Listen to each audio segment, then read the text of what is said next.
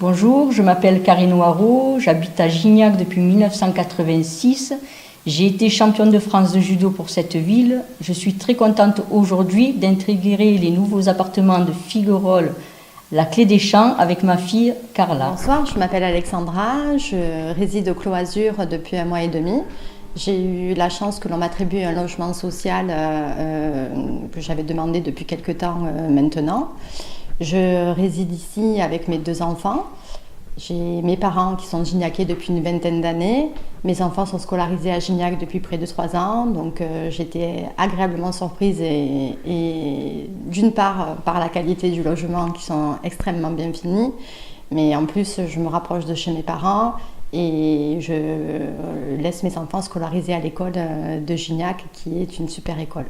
Voilà. Je m'appelle Christophe, j'habite Gignac-la-Nerte avec mes 4 enfants à la résidence Le Fait Libre qui était une très belle résidence, très conviviale, parfaite. On s'y sent bien et voilà, j'ai l'école qui est juste à côté, l'école de l'ancienne école Laviguière qui maintenant s'appelle David Douillet, d'où j'ai mes enfants Clara qui s'y trouvent, ainsi que mes 2 petits-enfants qui se trouvent à la maternelle aussi, de David Douillet, et mon grand qui est au collège, le Petit Prince. Voilà, je suis natif de Gignac-la-Nerte. J'habitais avec mes parents il y a une trentaine d'années déjà, donc voilà. Bonjour, je m'appelle Auréline. Bonjour, je m'appelle Alexandre. Et voici notre fils, Livio. Aujourd'hui, nous vous présentons notre appartement qui est situé à la résidence La Clé des Champs à Gignac-la-Nerte.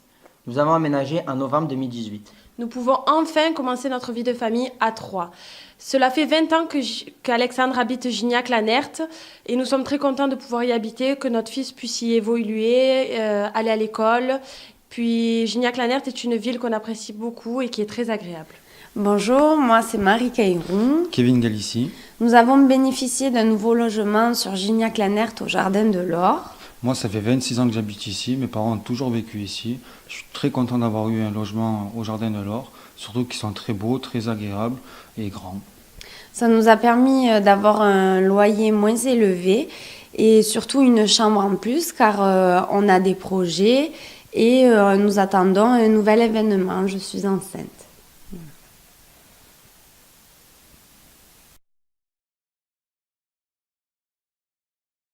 Je connais Gignac depuis une bonne dizaine d'années, à vrai dire depuis 2006. Et c'est vrai qu'en 2008, un grand événement est arrivé avec l'élection d'une nouvelle équipe, pilotée par Christian Amirati. Et en fait, dans son projet, il y avait l'idée de transformer ce territoire en une petite ville vivante, équilibrée, avec un cadre de vie, des services à la population. Cela dit, il y avait à l'époque un plan local d'urbanisme qui était contraignant. Et c'est aujourd'hui, en 2019, que le nouveau plan local d'urbanisme, cette fois-ci intercommunal, va rentrer en vigueur après l'enquête publique qui est en cours. PLUI, c'est-à-dire plan local d'urbanisme intercommunal, c'est la transcription concrète des orientations stratégiques du SCOT, le schéma de cohérence territoriale, pour les différentes communes et notamment pour Gignac-la-Nerte. À l'intérieur de ce PLUI, il y a un objectif nouveau, qui est de rééquilibrer la commune entre la partie urbanisée et la partie naturelle et agricole.